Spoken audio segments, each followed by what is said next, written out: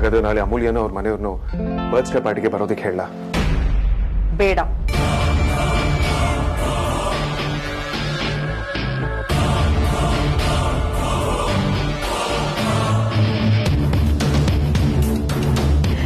ಫೋನಲ್ಲಿ ಇನ್ವೈಟ್ ಮಾಡಿದ್ರೆ ಚೆನ್ನಾಗಿರಲ್ಲ. ಖುದ್ದಾಗಿ ನಾವೇ ಹೋಗ್ಬಿಟ್ಟು ಕರ್ಬಿಟ್ಟು ಬರೋಣ.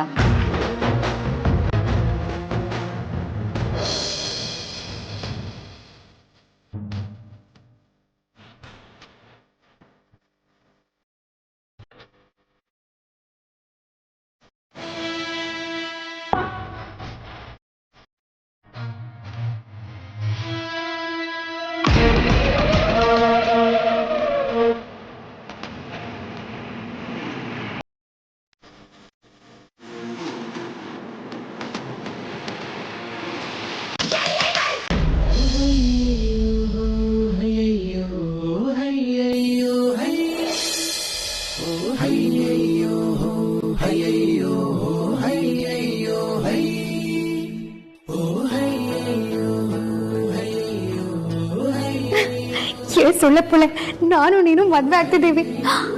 ಸೀರಿಯಸ್ಲಿ? ನಾನು ನಿನ್ನ ಅಲ್ಲ ಅಲ್ಲ ಅಲ್ಲ, ನೀನು ನನ್ನ. ನಾನು ನೀನು, ಯಪ್ಪ ನನಗೆ ನಂಬೋದಕ್ಕೆ ಆಗ್ತಿಲ್ಲ. ನಾವಿಬ್ರನ್ನ ಮೊದ್ಲಿಂದ ನೋಡಿರೋ ಜನ ನಾವಿಬ್ರು ಮುಂದೊಂದು ದಿನ ಮದ್ವೆ ಆಗ್ತೀವಿ ಅಂತ ದೇವ್ರನೇ ಅನ್ಕೊಂಡಿರಲ್ಲ. ಒಂದ್ ವೇಳೆ ಮದ್ವೆ ಆದ್ರೂ ಮನೆನೇ ಬೀಳ್ಸೋಷ್ಟು ಕಿತ್ತಾಡ್ತೀವಿ ಅಂತ ಅನ್ಕೊಂಡಿರ್ತಾರೆ. ನಾವು ಹಂಗೆ ತಾನೇ ಇದ್ದಿದ್ದು, ಮಾತಿರ ಜಗಳ. ನೀನ್ ಸರಿಯಾಗಿ ಮಾತಾಡಿದ್ರು ನಾನು ಅದ್ರಲ್ಲಿ ಕೊಂಗ್ ಹುಡುಕ್ತಿದ್ದೆ, ನನ್ನ ನೆರಳ್ಕೊಂಡ್ರು ನೀನ್ ಮೈಯೆಲ್ಲ ಪರ್ಚ್ಕೋತಾ ಇದ್ದೆ. ಈಗ ನಾನೇ ನಿನಗೆ ಮುತ್ಕೊಡ್ತಿದ್ದೀನಿ, ನಿನಗೆ ಕೊಡ್ಬೇಕು ಅಂತ ಅನ್ಸುತ್ತೆ. ಆದ್ರೆ ಪಾಪ ಹೆದರ್ಕೊಳ್ತೀಯ. ಅವತ್ತು ನೀನ್ ಯಾಕಾದ್ರೂ ನನ್ನ ಕಣ್ಣಿಗೆ ಕಾಣಿಸ್ಕೊಳ್ತೀಯೋ ಅನಿಸ್ತಿತ್ತು. ಆದ್ರೆ ಇವತ್ತು ನನ್ನ ಕಣ್ಣಿಂದ ಒಂದು ಕ್ಷಣನೂ ಆಚೆ ಹೋಗ್ಬಾರ್ದು ಅನ್ಸುತ್ತೆ. ಹುಚ್ಚಿ ಅಂದ್ರೆ ದೊಡ್ಡ ಹುಚ್ಚಿ, ನಾನು ಹುಚ್ಚಿ ತರ ಪ್ರೀತಿಸ್ತಾ ಇದ್ದೀನಿ. ಈ ಹುಚ್ಚಿನ ಪ್ರೀತಿ ಮಾಡ್ತಿರೋ ನೀನು ದೊಡ್ಡ ಹುಚ್ಚ, ಮೆಂಟ್ಲು ನೀನು.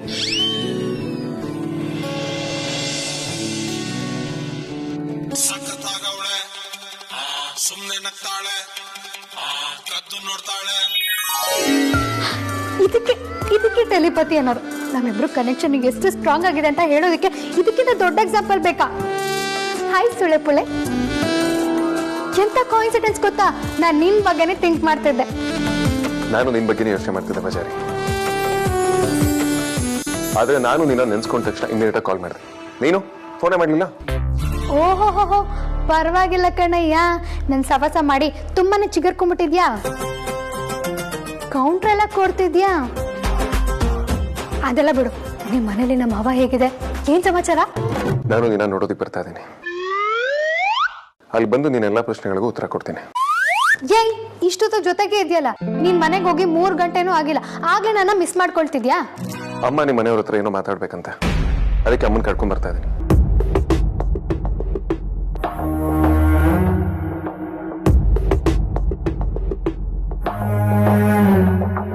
ಏನು? ನಿಮ್ಮಮ್ಮ ನಮ್ಮನೆಗೆ ಬಂದು ಮಾತಾಡ್ಬೇಕಂತ? ಏನು ಪ್ರಾಬ್ಲಮ್ ಇಲ್ಲ ತಾನೆ? ಹೌದು, ತುಂಬಾ ದೊಡ್ಡ ಪ್ರಾಬ್ಲಮ್ ಇದೆ.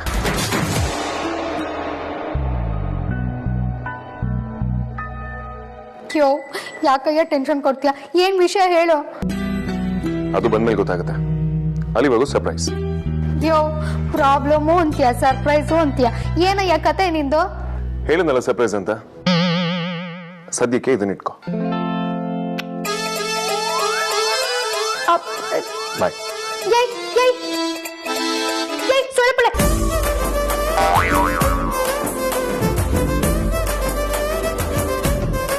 ಕ್ಲಾರಿಟಿನೇ ಕೊಡ್ದೆ ಕಾಲ್ ಬೇರೆ ಕಟ್ ಮಾಡ್ತಾನೆ. ಪ್ರಾಬ್ಲಮು ಅಂತಾನೆ, ಸರ್ಪ್ರೈಸು ಅಂತಾನೆ. ನಿಜವಾಗ್ಲೂ ಪ್ರಾಬ್ಲಮ್ ಆಗಿರ್ಬೋದಾ, ಅಥವಾ ನನಗೆ ಚಮಕ್ ಕೊಡೋದಕ್ಕೆ ಈ ತರ ಡ್ರಾಮಾ ಮಾಡ್ತಿರ್ಬೋದಾ? ಓ, ತಲೆ ಹುಳ ಬಿಟ್ಬಿಟ್ಟು ಸುಮ್ಮನಾಗ್ಬಿಟ್ನಲ್ಲ ಈ ಸುಳ್ಳೆ ಪುಳ್ಳೆ. ಗ್ಯಾಪ್ ಅಲ್ಲಿ ಮುತ್ತು ಬೇರೆ ಕೊಟ್ಟು ಕಟ್ ಮಾಡ್ದ. Total confusion. ಇಷ್ಟು ದಿನ ನಾನು ಎಷ್ಟು ಗೋಳಿಕೊಂಡಲ್ಲ ಬಜಾರಿ. ನಿನ್ನ ಗೋಳಿಕೊಳ್ಳೋದಕ್ಕೆ ಇದು ಕಡೆ ಚಾನ್ಸ್.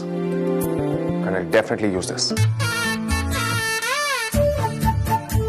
ನಾನು ಬಂದು ವಿಷಯ ಹೇಳಾದ್ಮೇಲೆ I'm sure you'll be flying.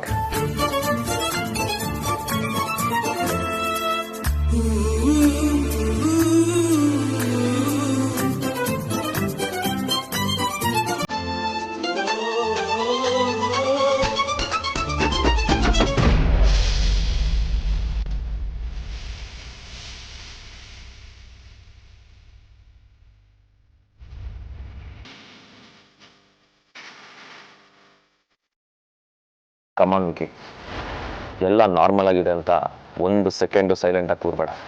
ಅಮ್ಮ ಇಷ್ಟು ಸೈಲೆಂಟಾಗಿ ಅಗ್ರಜನ್ ಮದುವೆನ ಒಪ್ಕೊಂಡಿದ್ದಾಳೆ ಅಂತಂದರೆ ಒಳಗಡೆ ವೈಲೆಂಟಾಗಿ ಇನ್ನೂ ದೊಡ್ಡದಾಗಿ ಏನೋ ಪ್ಲ್ಯಾನ್ ಮಾಡ್ತಿದ್ದಾಳೆ ಅಂತ ಅರ್ಥ. ಆದರೂ ಇಷ್ಟು ಆರಾಮಾಗಿ ಅಗ್ರಜನ್ ಮದುವೆನ ಹೇಗೆ ಒಪ್ಕೊಂಡ್ಬಿಟ್ಲು? ಇದರಿಂದ ಏನಾದರೂ ಗೇಮ್ ಪ್ಲ್ಯಾನ್ ಇದೆಯಾ ಏನು? ಇದ್ದೇ ಇರುತ್ತೆ. ಆ ಹೆಂಗಸು ಏನು ಮಾಡೋಕ್ಕೂ ರೆಡಿ. ಅಗ್ರಜನ್ ಪ್ರಾಣಕ್ಕೆ ಕೂತಂದ್ರೂ ಆಶ್ಚರ್ಯ ಇಲ್ಲ. ಅಗ್ರಜನ್ ಮದುವೆ ಆಗೋವರೆಗೂ ನಾನು ತುಂಬಾನೇ ಕೇರ್ಫುಲ್ ಆಗಿರ್ಬೇಕು. ಇವಳು ಒಂದೊಂದು ಹೆಜ್ಜೆನೂ ನಾನು ಗಮನಿಸ್ತಾ ಇರಬೇಕು, ಇಲ್ಲಾಂದ್ರೆ ದೊಡ್ಡ ಅನಾಹುತ ಆಗುತ್ತೆ.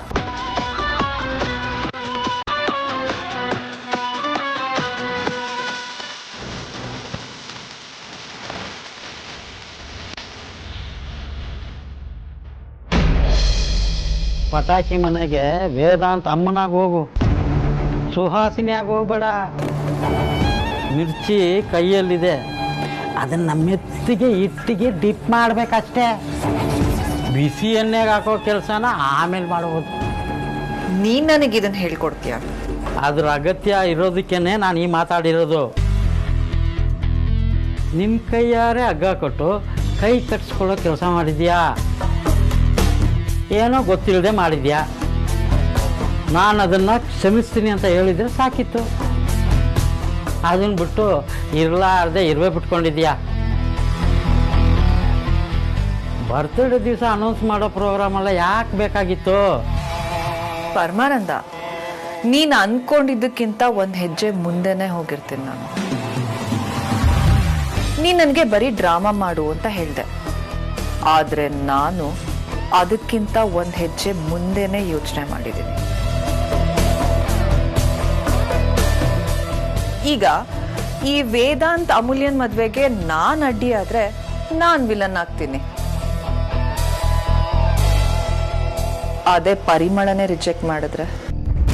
ಆಸೆ ಇರಬೇಕು, ಆದರೆ ಈ ಲೆವೆಲ್ಗಲ್ಲ. ಮನೆಗೆ ಬಂದಿರೋ ಮಹಾಲಕ್ಷ್ಮಿನ ಕಾಲಲ್ಲಿ ಒದಿಯೋ ಕೆಲಸ ಮಾಡೋ ದಡ್ಡಿ ಅಲ್ಲ ಅವಳು. ಅದರಲ್ಲೂ ಮಿಡಲ್ ಕ್ಲಾಸ್ ಫ್ಯಾಮಿಲಿ ಇಂಥ ಚಾನ್ಸ್ನ ಬಿಟ್ಬಿಡ್ತಾರಾ?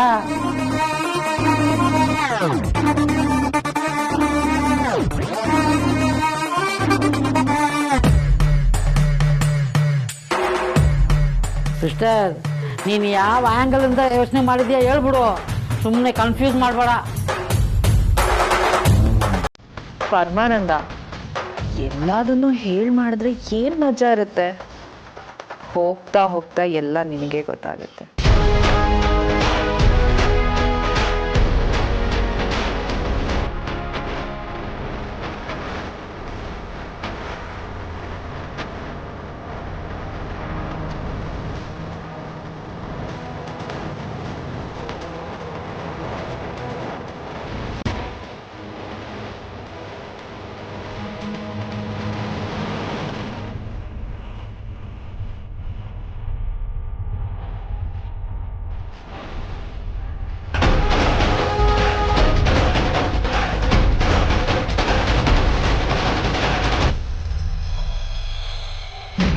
ಅಮ್ಮ ಅಮ್ಮ, ಓ ಎಲ್ಲಿದ್ಯಮ್ಮ? ಏನೇ ಅದು? ಮಾ, ವೇದಂತೂ ಸುಹಾಸಿನಿ ಆಂಟಿನ ಮನೆ ಕರ್ಕೊಂಡು ಬರ್ತಿದ್ದಾನಂತೆ. ಏನು? ಸುಹಾಸಿನಿ ಮನೆಗೆ ಬರ್ತಿದ್ದೀರಾ? ಯಾಕೆ ಇದನ್ನ ಮೊದಲೇ ಹೇಳಲಿಲ್ಲ? ನೋಡು, ಮನೆ ಒಂಚೂರು ಸ್ವಚ್ಛವಾಗಿಲ್ಲ, ಎಲ್ಲ ಅಲ್ಲಲ್ಲೇ ಬಿದ್ದಿದೆ. ಮೊದಲೇ ಹೇಳಿದ್ರೆ ಕ್ಲೀನ್ ಮಾಡ್ಬೋದಾಯ್ತು.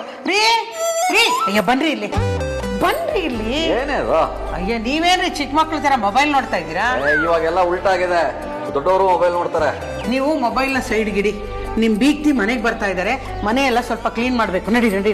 ಅದ್ರಲ್ಲಿ ಹೊಸ್ತೇನೆ ಇದೆ, ಅವ್ರಿಗೆಲ್ಲ ವಿಷಯ ಗೊತ್ತಿದೆಯಲ್ಲ, ಯಾಕೆ ಸುಮ್ಮನೆ ಟೆನ್ಷನ್ ಮಾಡ್ಕೋತೀಯಾ? ಬನ್ನಿ ಬನ್ನಿ ಸುಹಾಸಿನಿ ಅವರೇ, ಬನ್ನಿ ಕೂತ್ಕೊಳ್ಳಿ. ಬಾಪ ಕೂತ್ಕೊಳ್ಳಿ ಕೂತ್ಕೊಳ್ಳಿ. ದಿಢೀರ್ ಅಂತ ಬಂದ್ಬಿಟ್ರಿ. ನಮ್ಮ ಮನೆಯೆಲ್ಲ ನೋಡಿ ಹೇಗೇಗೋ ಇದೆ.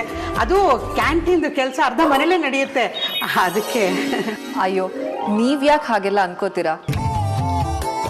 ಮನೆ ಎಲ್ಲಾ ಟೈಮಲ್ಲೂ ಹೊಳಿತಾ ಇರ್ಬೇಕು ಅಂತ ನಾವು ಅಪೇಕ್ಷೆ ಪಡಕ್ ಆಗಲ್ಲ. ಅದು ಅಲ್ಲದೆ ದಿಢೀರ್ ಅಂತ ಬಂದಿದೀವಿ ನಾವು. ನಮ್ಗೆ ಮನೆ ಅಲ್ಲ, ಮನೇಲಿರೋರ್ ಮನ್ಸ್ ಮುಖ್ಯ. ಇದು ತುಂಬಾ ದೊಡ್ಡ ಮಾತು. ನಿಮ್ಗೆ ಕುಡಿಯೋಕೆ ಅಂತ ತರ್ಲಿ? ಅಯ್ಯಯ್ಯೋ ಬೇಡ, ಏನು ಬೇಡ, ನಮ್ಗೇನ್ ಸಂಕೋಚ ಇಲ್ಲ. ಅದು ನಾವು ದೆಹಲಿಗೆ ಹೋದಾಗ ನಮ್ಮ ನಿರೀಕ್ಷೆ ಮೀರಿ ಏನೇನೋ ಬೆಳವಣಿಗೆ ಆಯಿತು.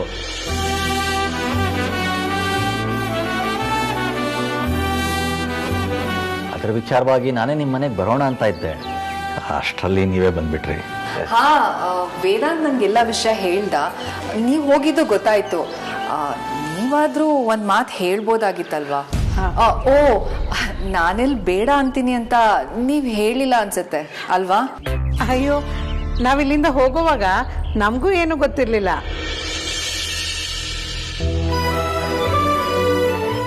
ನಾವು ಸುಮ್ಮನೆ ಟ್ರಿಪ್ ಅನ್ಕೊಂಡು ಹೋಗಿದ್ದು.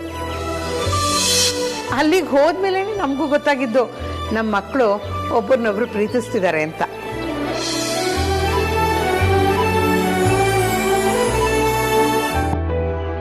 ಗೊತ್ತಾಗ್ತಿದ್ದಾಗೆ ಒಪ್ಕೊಂಡ್ಬಿಟ್ಟಿರ್ತೀರ ಅಲ್ವಾ?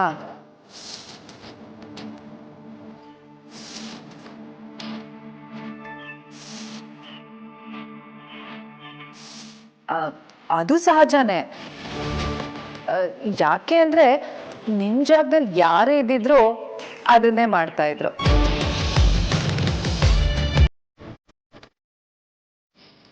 ಇಂಥ ಹುಡ್ಗ ಇನ್ನೆಲ್ಲಿ ಸಿಗ್ತಾನೆ? ನಿಮ್ ಡಿಸಿಷನ್ ಬಗ್ಗೆ ನನಗೆ ಗೌರವ ಇದೆ. ಹಾಗಾದ್ರೆ ನಿಮಗೂ ಈ ಸಂಬಂಧ ಒಪ್ಪಿಗೆ ಇದೆ? ಖಂಡಿತ ಖಂಡಿತ ಒಪ್ಪಿಗೆ ಇದೆ. ಹಿಂದೆ ಹೇಗಿತ್ತೋ ಮುಂದೆನೂ ಹಾಗೆ ಇರಬೇಕು ಅಂತ ಆಸೆ ಪಡೋಳಲ್ಲ ನಾನು. ನಾನು ನಿಮ್ಮ ಮೇಲೆ ತುಂಬ ಕಿರ್ಚಾಡಿದ್ದೀನಿ, ಕೂಗಾಡಿದ್ದೀನಿ, ಕೋಪ ಮಾಡ್ಕೊಂಡಿದ್ದೀನಿ. ಅಷ್ಟೇ ಅಲ್ಲ, ನಮ್ಮ ಅಕ್ಕಪಕ್ಕ ಕೂತ್ಕೊಳ್ಳೋರ್ಗೆ ನಮ್ಮ ನೆರಳು ಮುಟ್ಟೋ ಯೋಗ್ಯತೆ ಕೂಡ ಇಲ್ಲ ಅಂತ ತುಂಬ ಇರಿಟೇಟ್ ಆಗಿಬಿಟ್ಟಿದ್ದೀನಿ.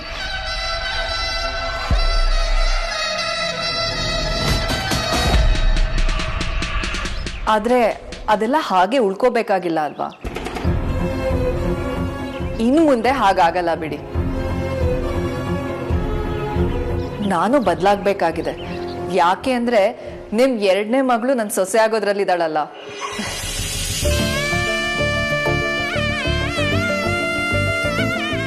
ನಿಮ್ಮ ಮನೆಗೆ ಸೊಸೆಯಾಗಿ ಬರಬೇಕಾಗಿರೋ ನಮ್ಮನೆ ಹುಡುಗಿ ಬದಲಾಗಬೇಕು ಸುಹಾಸಿನಿ ಅವರೇ.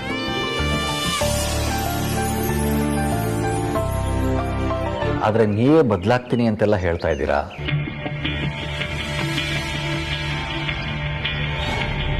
ನಿಮ್ಮ ದೊಡ್ಡತನಕ್ಕೆ ನಾನೇನು ಹೇಳಬೇಕೋ ಗೊತ್ತಾಗ್ತಾ ಇಲ್ಲ. ಮಂಜು ಅವರೇ, ನೀವೇನು ಹೇಳಬೇಡಿ. ಹೇಳೋದನ್ನೆಲ್ಲ ನಾನೇ ಹೇಳ್ತೀನಿ. ನಾಳೆ ನನ್ನ ಹುಟ್ಟಿದಬ್ಬ. ನಮ್ಮ ಮನೇಲಿ ಒಂದು ಚಿಕ್ಕದಾಗಿ ಪಾರ್ಟಿ ಇಟ್ಕೊಂಡಿದ್ದೀವಿ. ಅಲ್ಲೇ ಇವರಿಬ್ರು ವಿಷಯನ ಎಲ್ರಿಗೂ ಅನೌನ್ಸ್ ಮಾಡಬೇಕು ಅಂತ ಅಂದ್ಕೊಂಡಿದ್ದೀನಿ. ಸೊ ನೀವ್ಯಾರು ಮಿಸ್ ಮಾಡದೆ ನಾಳೆ ಪಾರ್ಟಿಗೆ ಬರಬೇಕು. ನೀವು ಕೂತ್ಕೊಂಡೇ ಇದ್ರೆ ನಾನು ಕಾಫಿ ಮಾಡ್ಕೊಂಡು ಬಂದ್ಬಿಡ್ತೀನಿ. ಅಯ್ಯೋ ಬೇಡ, ಬರ್ಬೇಕಾದ್ರೆ ನಾವು ಕಾಫಿ ಕುಡ್ಕೊಂಡೇ ಬಂದಿದ್ದೀವಿ. ನಾವೇನು ಬರ್ತೀವಿ, ಆದರೆ ನೀವು ಯಾರು ನಾಳೆ ಮಿಸ್ ಮಾಡಬಾರ್ದು.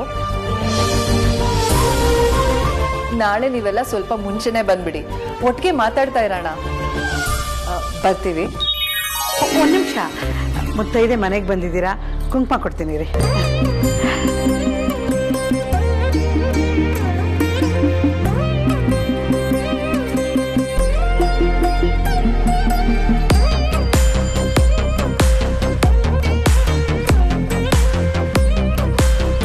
ಓ, ಬಂದೇ ಬಿಟ್ಲ.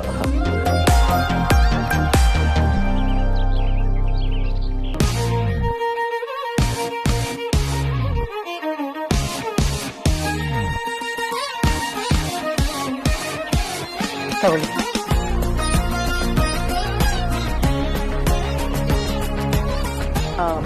ಸರಿ, ನಾವಿನ್ ಬರ್ತೀವಿ. ಆದ್ರೆ ನಾಳೆ ಮಿಸ್ ಮಾಡದೆ ನೀವೆಲ್ಲರೂ ಬರಬೇಕು. ಖಂಡಿತ. ಸರಿನಪ್ಪ.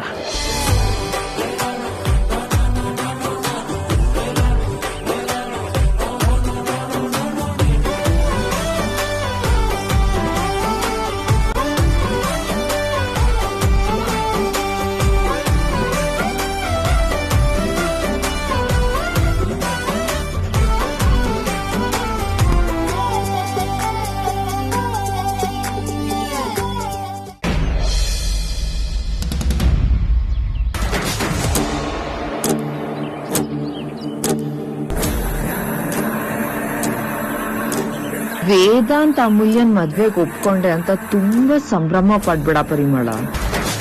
ಮುಂದೆ ನಾನ್ ತೋಡೋ ಹಳ್ಳಕ್ಕೆ ಮುಗ್ಗಸ್ ಬೀಳ್ತೀಯ, ನೋಡ್ತಾ ಇರು.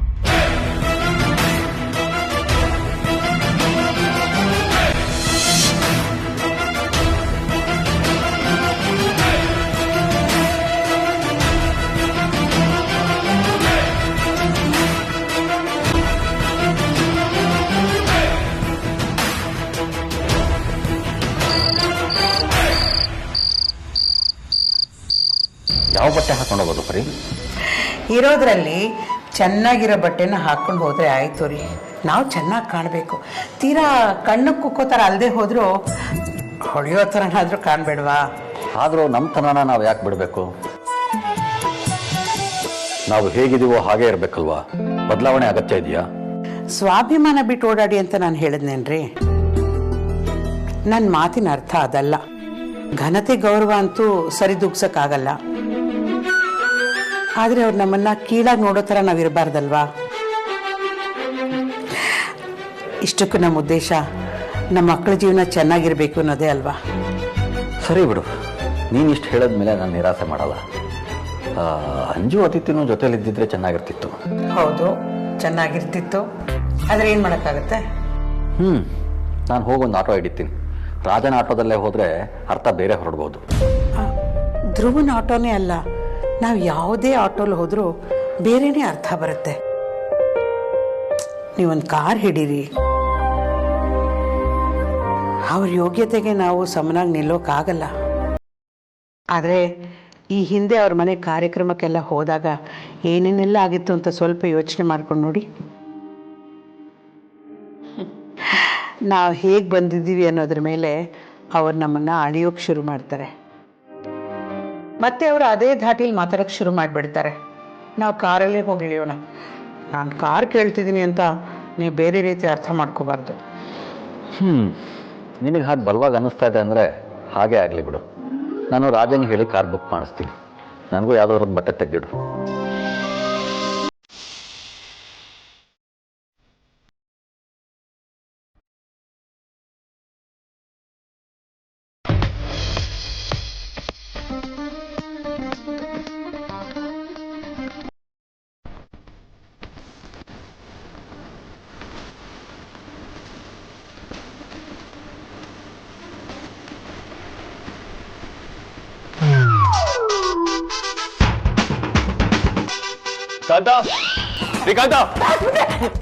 ಬಾ ಸೂಪರ್. ಎಲ್ಲರೂ ಬಂದಿದ್ದಾರನ್ರಿ? ನೀವು ಇರೋ ಬರೋರ್ನೆಲ್ಲ ಕರೆದಿದ್ದೀರಾ ಬಾಸ್? ಹೇಳಿದ ಮಾತು ಉತ್ತರ ಕೊಡಿ. ಸುಹಾಸಿನಿ ಮೇಡಮ್, ಅವ್ರ ತಮ್ಮ, ನಿಮ್ ತಂಗಿ, ನಿಮ್ ಅಜ್ಜಿ. ಸಂಬಂಧ ಹೇಳಿದೆ ಅಷ್ಟೇ ಬಾಸ್. ಅದು ನಾವು ಒತ್ತಿ ಬಯ್ಯೋ ಮೀನಿಂಗ್ ಅಲ್ಲ. ನಾನು ಅವ್ರ ಬಗ್ಗೆ ಎಲ್ಲರೂ ಕೇಳಿದ್ದು. ಗೊತ್ತಾಯ್ತು ಬಾಸ್. ಸುಹಾಸಿನಿ ಮೇಡಮ್ ಫ್ರೆಂಡ್ಸ್ ಕೆಲವರು ಆನ್ ದ ವೇ ಇದ್ದಾರೆ, ಇನ್ನು ಕೆಲವರು ಈಗ ಮನೆ ಬಿಟ್ಟೆ ಅಂತ ಮೆಸೇಜ್ ಕಳ್ಸಿದ್ದಾರೆ. ಅಲ್ಲ, ಅವರು ಅಲ್ಲ, ಇವರು ಅಲ್ಲ. ಹಾಗಾದ್ರೆ ಅವ್ರು ಬಿಟ್ಟು ಅವ್ರು ಯಾರು? ಮೇಡಮ್ ಕರೆಕ್ಟ್ ಟೈಮಿಗೆ ಬಂದ್ರಿ ಮೇಡಮ್, ದೇವತೆ ತರ. ಬಾಸ್ ನನ್ನ ತುಂಬಾ ಕನ್ಫ್ಯೂಸ್ ಮಾಡ್ತಾ ಇದ್ದಾರೆ. ಅದು ಯಾರು ಬರ್ಬೇಕು ಅಂತ ನನಗಂತೂ ಗೊತ್ತಾಗ್ತಾ ಇಲ್ಲ ಮೇಡಮ್. ರೀ ಕಾಂತ, ತುಂಬಾನೇ ಇಂಪಾರ್ಟೆಂಟ್ ಪರ್ಸನ್ ಇನ್ನೂ ಬಂದಿಲ್ಲ ರೀ. ಅಣ್ಣ ಅವ್ರ ಬಗ್ಗೆ ವಿಚಾರಿಸ್ತಾ ಇದ್ದಾನೆ ಅಲ್ವಾ ಅಣ್ಣ? ಇಲ್ಲ ಅದ್ಯಾ, ನಾನು ಅಮೂಲ್ಯ ಬಗ್ಗೆ ಏನು ಕೇಳ್ತಾನೆ ಇಲ್ಲ. ಅಯ್ಯೋ ಬಾ, ಮೇಡಮ್ ಅಮೂಲ್ಯ ಬಗ್ಗೆ ಏನು ಹೇಳಲೇ ಇಲ್ವಲ್ಲ?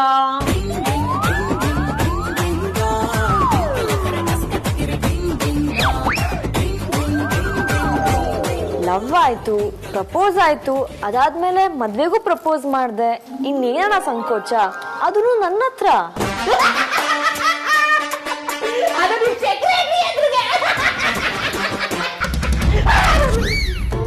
ಇನ್ನೊಂದ್ ಸ್ವಲ್ಪ ಅಪ್ಗ್ರೇಡ್ ಆಗ್ಬೇಕು ಅಗ್ರಜ. ಇವಾಗೆಲ್ಲ ಸೋಷಿಯಲ್ ಮೀಡಿಯಲ್ಲಿ ಪರಿಚಯ ಆಗಿ, ವಾಟ್ಸ್ಆಪ್ ಅಲ್ಲಿ ಲವ್ ಆಗಿ, ವಿಡಿಯೋ ಕಾಲ್ ಅಲ್ಲಿ ಮದುವೆ ಆಗ್ತಾ ಇದೆ. ಪರವಾಗಿಲ್ಲ, ಅಡ್ಬಾಯ್ ಹಾಕಿದ್ರೆ ಅಪರೂಪಕ್ಕೆ ಹೇಳ್ಬೇಕಾಗಿರೋ ವಿಷಯನ ಹೇಳಿದ ನಮ್ಮ ನನ್ ಕಾಲಿಡಿಯೋದಕ್ಕೆ ಎಲ್ಲಿ ಚಾನ್ಸ್ ಸಿಗುತ್ತೆ ಅಂತ ಕಾಯ್ತಿರ್ತೀರಲ್ವಾ?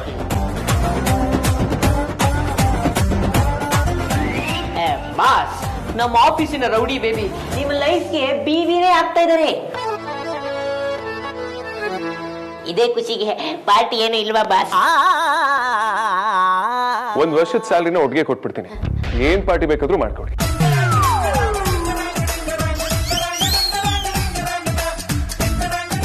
ಏನ್ ಬಾಸ್ ನೀವು ಲೈಫ್ ಅಲ್ಲಿ ಇಂಥ ಅದೃಷ್ಟ ಕುಲಾಯಿಸಿದ್ರು ನೀವು ರ್ಯಾಂಕ್ ಮೂಡಲ್ಲೇ ಇದ್ದೀರಾ. ಮೊದಲು ನಮ್ಮ ಎಂಗೇಜ್ಮೆಂಟ್ ಆಗಲಿ, ಆಮೇಲೆ ಪಾರ್ಟಿ ಎಲ್ಲ ಇಟ್ಕೊಳ್ಳೋಣ. ಅಪ್ಪ ದೇವ್ರೆ, ಕೊನೆಗೂ ನಮ್ಮ ಬಾಸ್ಗೆ ಹಾರ್ಟ್ ಇದೆ ಅಂತ ಕನ್ಫರ್ಮ್ ಆಗೋಯ್ತು. ಎಲ್ರು ಇಲ್ಲೇ ಇದ್ದೀರಾ? ಅಪ್ಪ ಅಮ್ಮ ಬಂದ್ರು. ಹೌದಾ, ಭದ್ರ